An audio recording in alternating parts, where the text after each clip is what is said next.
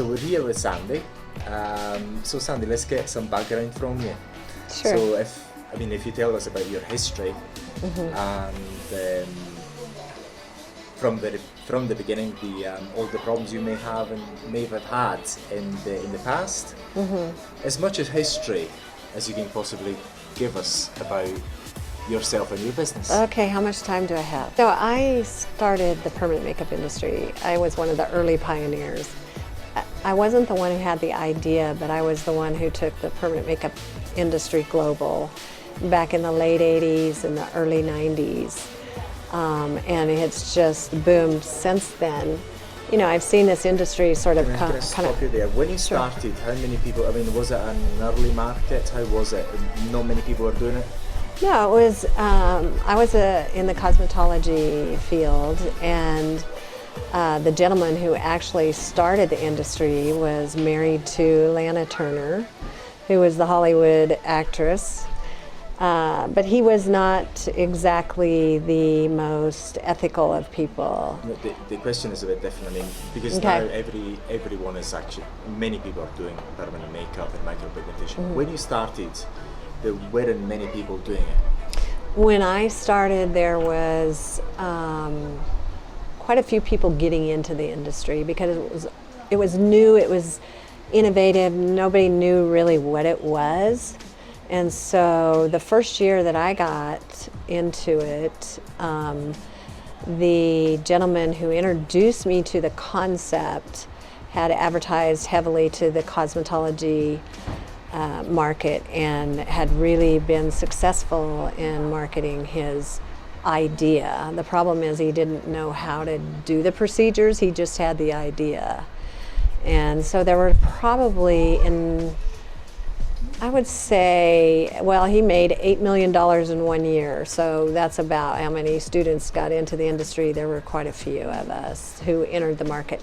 And then very quickly people decided not to pursue the career simply because there were a lot of problems in those early days.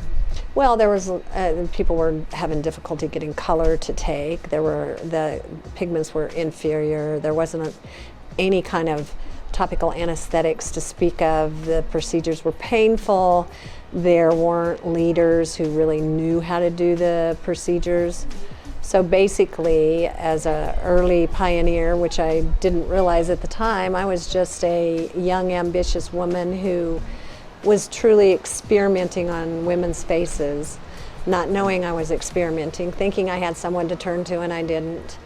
And were there many textbooks and material to learn from at that time, or just a lot of experiments, trial and error? No, there wasn't any kind of information to fall back on. I mean, tattooing had been around for years prior to that. Marketing-wise, the permanent cosmetic industry was really eager to to offer.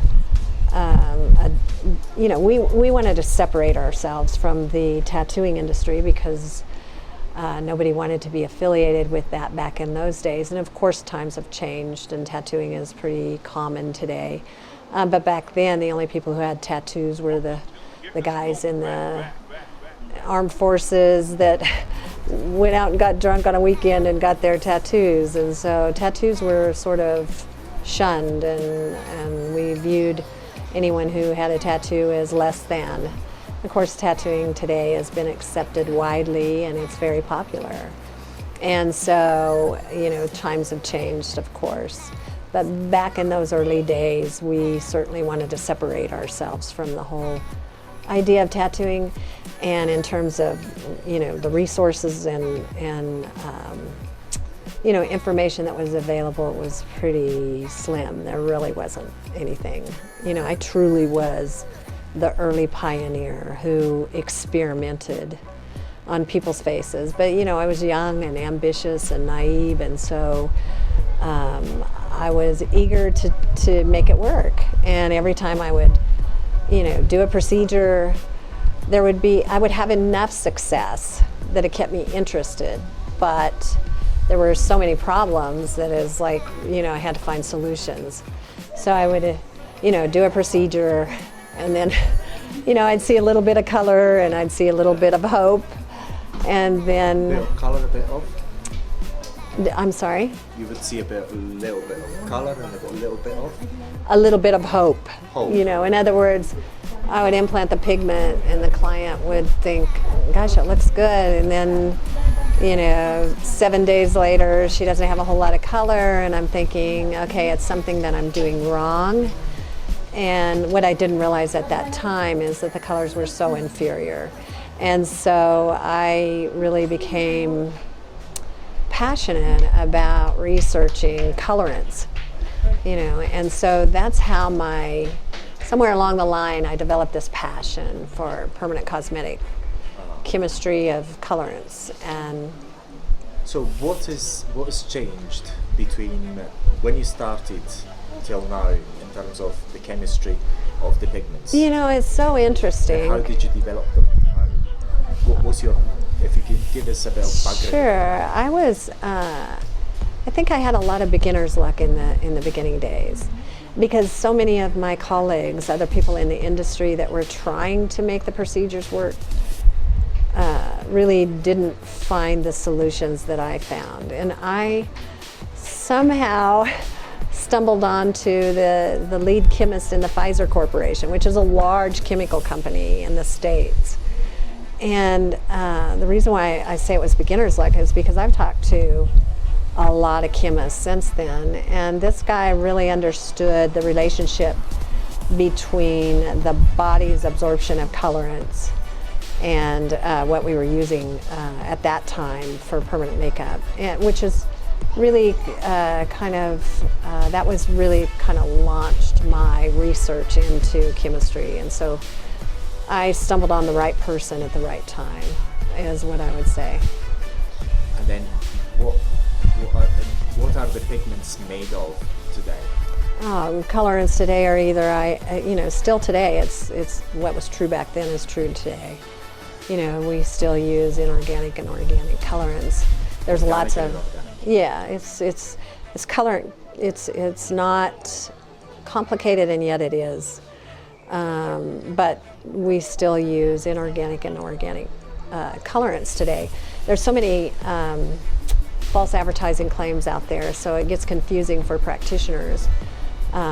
But most companies today use a combination of inorganic and organic and inorganic colorants.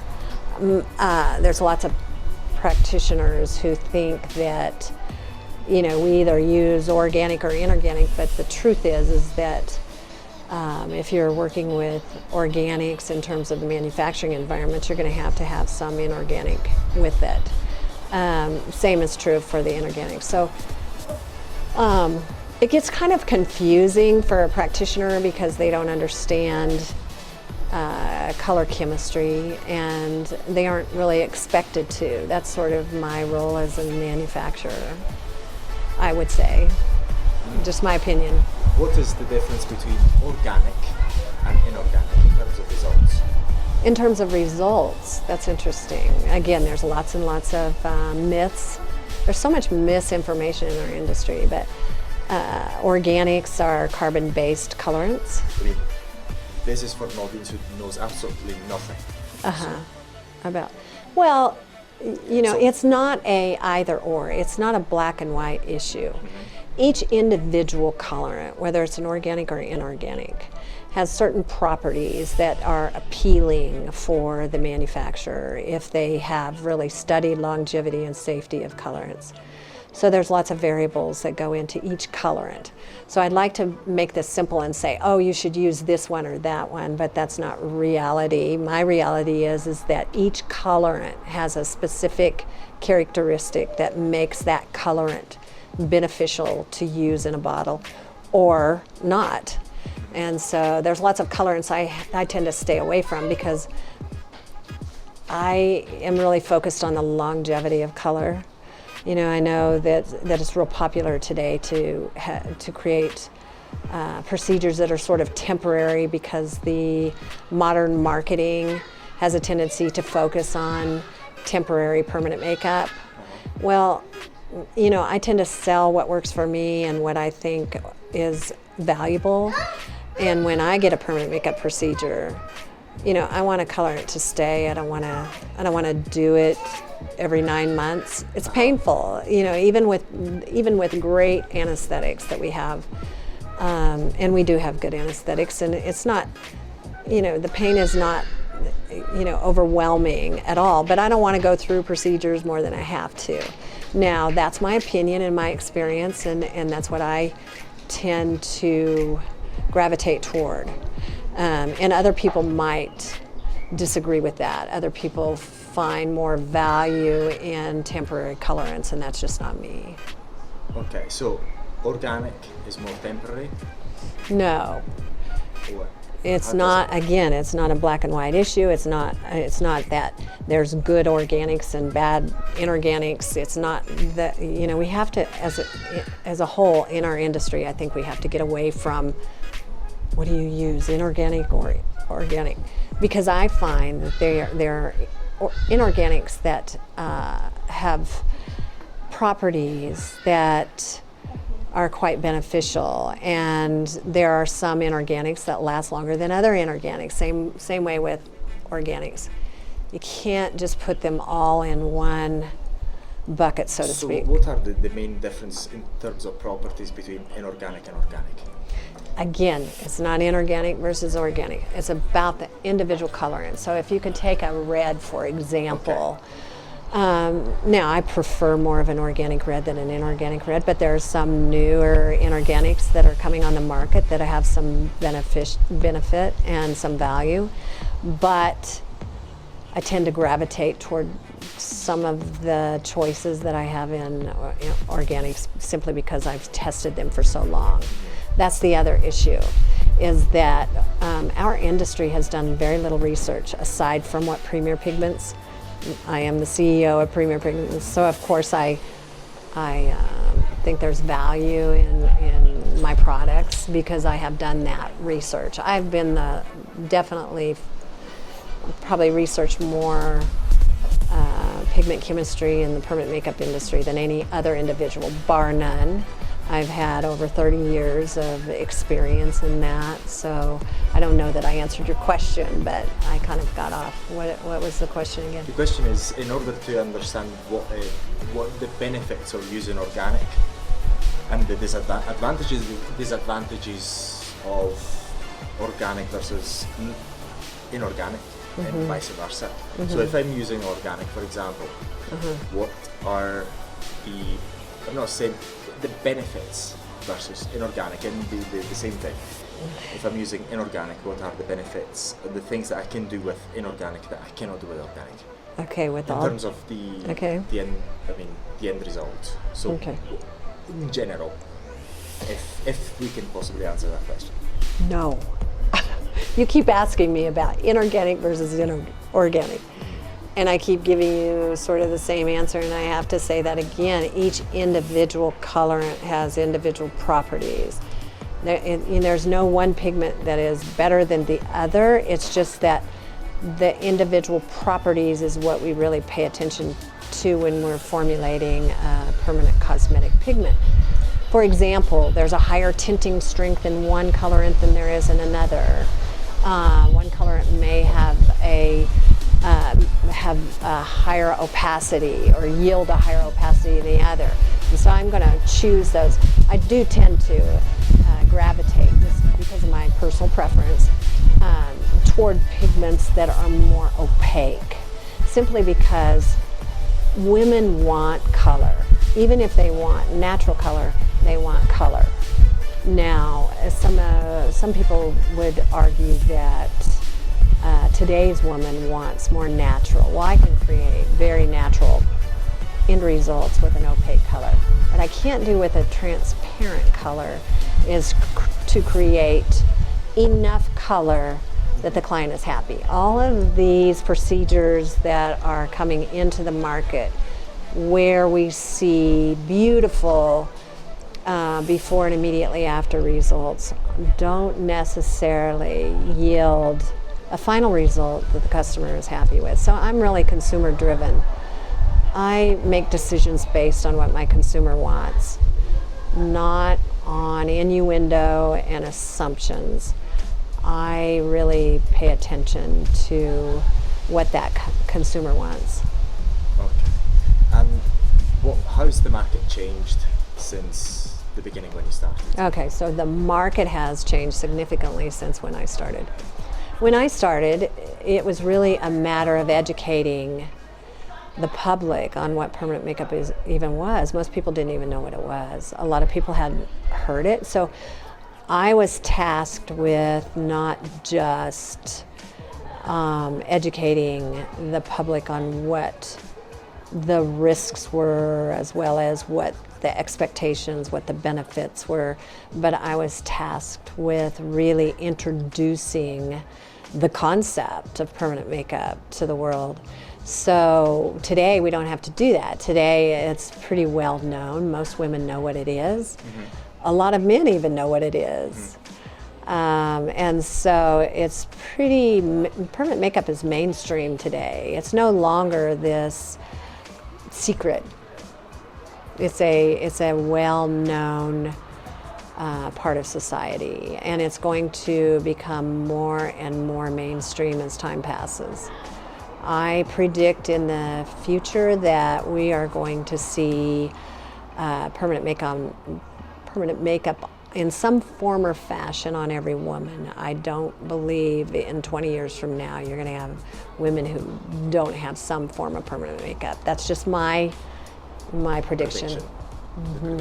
Yeah, it's just so much better than traditional. You know, there's always going to be a place for traditional makeup, always, right?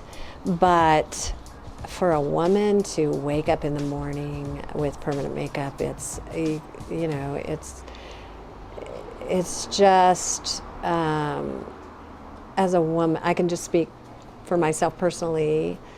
You know, I love permanent makeup. It's, any woman, every woman wants permanent makeup. They just don't know it yet.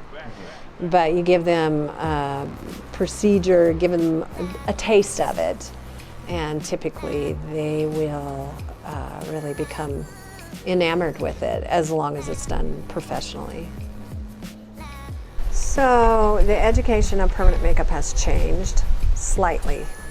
There's still as many problems today, probably more so than there was in the early days. In the early days, we started as an industry teaching 2 and 3 day classes. And then that evolved to where we were teaching 5 and 6 day classes, sometimes more. And the truth is that it takes 2 years to learn permanent makeup. I don't care what anybody says. 2 years, yes. At a minimum, I think. It takes 2 years in order to learn. Yeah, you were asking about the... And how does one learn within 2 years? What tools do they require? Do they do it through trial and error? Do they need to go to courses? What would you advise somebody who wants to get into permanent makeup and really be good at it? And then the other question is going to be the application of permanent makeup, but we're going to go later on to that. So if we go, first of all, within these 2 years, somebody who starts from zero, how would they actually go and be very good at it? What are the tools that are required? Well, from my perspective, someone really permanent makeup practitioners really need to be selective on who they learn from. Right now, in this current environment, we have lots and lots of trainers that are entering the market. Mm-hmm. I'm horrified, and consumers should be as well. Mm-hmm. Because here's what's happening is we have lots and lots of people who have taken a 2-day microblading class, and then they didn't make a lot of money doing microblading because they didn't get out there and really start working heavily. And then they decided, oh, well, the money's in teaching permanent makeup. So then they started teaching someone. There's just so much that's so wrong with that. For starters, the consumer really needs to know that if you want to enter this industry and really make a legitimate profession for yourself, you need to understand that the regulatory environment is very limited. And our industry, so as a trainer in the industry, I have to compete with other companies, other organizations. that claim you can learn how to do permanent makeup in a very short period of time. So we have to be competitive, of course, yet at the same time we are looking at the consumer and trying to put that consumer first. So if I'm a cosmetologist, for example, wanting to get into the permanent makeup industry, first I need to be realistic. This is a process. It takes a full good 2 years to really learn how to do the procedures. A 6-day class, a 5-day class will just teach you the basics, but it's really when you get out there and do procedures that you really learn. So the most important thing when you're selecting a practitioner to train you, or a seasoned trainer that's going to train you, you really need to choose someone that you really have researched and that you believe in, that is going to give you that ongoing support. So for example, do not sign up to learn permanent makeup from somebody who's teaching in a hotel room. Just don't go there. I've seen it over and over again. We have trainers fly into Dallas left and right, and they'll come and they'll charge somebody $5,000 to learn in a 2-day class, and then they're off to the next city, and the practitioner is then left calling me up and calling my staff up and saying, hey, I just took this class, I'm really excited about it, but I don't know what I'm doing. And then the longer they practice, they realize the more they don't know. And so the problem with all of that is that the consumer is the one who pays the price for that. So training is really important. Choosing the right practitioner to learn from is very important. And choosing someone who provides ongoing support is really critical, in my opinion. So from a practical point of view, if someone wants to really learn well, has to actually have one personal to refer back to if they have questions. Yeah, here's what's happening in our environment, in our society. There's lots and lots of information online. You can actually take videos and learn a lot online, but that makes it really confusing when you're learning. I always say to my students, find someone you can trust and follow that person for 2 years. In terms of my students, I tell them, give me 2 years before you start going out there and experimenting, because that's really what you're doing when you're trying all these different things. Safety is really paramount. So what you don't want to do is you don't want to mix the training from this institution with these different colors. Just don't go there. Permanent makeup isn't something that you need to mess around with. It's not something that you need to take lightly. And unfortunately, we are in a society that actually allows trainers to teach these procedures in less than 2 years. And in most cases, most companies today are teaching 2- and 3-day classes still. And so, it's really important for a practitioner, again, to choose someone you trust, stick with that person, don't deviate from that until you've got these procedures fine-tuned, and then add little things and respect the fact that it's permanent, that it comes with risks, that there are a lot of variables that make it successful. There's a lot of secrets that people don't teach. You can't believe how many trainers have sat down with me and privately told me that they don't teach their students the secrets that they do for their own procedures. That is pathetic, but that's reality. Okay. Yeah.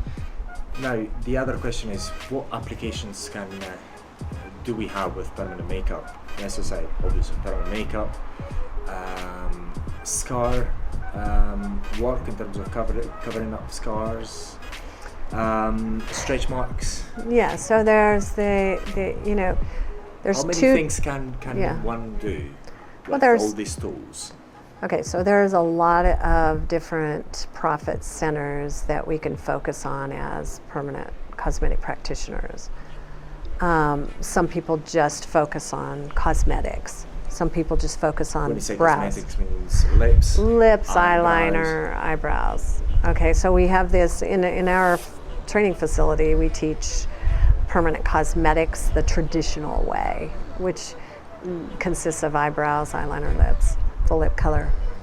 And then we teach paramedical classes, which consists of scar camouflage, any type of paramedical cosmetic, vitiligo, stretch marks, those sorts of things. And then we have scalp pigmentation, which is... Scalp pigmentation is, even though it's been around for a long time, it's been popularized in the last 5 years. Same with microblading, really in the last 5 years with microblading. So there's different types of techniques and different artistry that has really kind of been developed over the last few years, even though it's really been around for a long time. I think it's been repackaged and marketed very effectively today. The consumer needs to understand that all of those pretty photos on Instagram today, a lot of them come with, are created from, great photo apps and that sort of thing. Mm-hmm. So again, it behooves you as a consumer to really pay attention to how long has this person been in business. And I'm telling you, if this person's only been in business for a couple of years, you need to understand that person's in that learning curve. So, and I know practitioners too that have been in business for 10 years and only done a handful of procedures. So it's not about the length of time the person's been in business, it's how much have they done, how experienced are they, what do they know. I want to, if I'm going to advise my daughter to go to someone to get their permanent makeup done, I'm going to tell her, you need to go to somebody who's really experienced and very highly recommended, otherwise run. Mm-hmm. Mm-hmm. Because of the lack of regulatory. And there's regulatory, but there's a lack of effective results from that regulatory. So again, it's just, these are just my opinion, based on my experience. Yeah. Okay, that's it. And where can people find you? How can people find you? So I have a facility in Dallas. We're just opening a very large state-of-the-art training facility. Mm-hmm. Beautiful. Very proud of it. And we've worked really hard to develop that. And then I also have a facility in California. Mm-hmm. So, and then I have trainers all over the world, and we keep growing and expanding as time passes. So yeah, I'm all over the internet. You'll find me. I'm not actively involved in social media, mm-hmm. just because I spend all my time, doing procedures. But you can find me online, premierpigments.com. Premierpigments.com. Mm-hmm. Yes. That's your website. That's my brand. That's my website. Premier yes. Pigments, all one word, .com. Mm-hmm. Okay. Premierpigments.com. So, and you'll find all the contact details there. Yes. So for everyone who wants to get in touch with Sandy, premierpigments.com, you'll find the link here and the URL, so you know where to find Sandy for more information.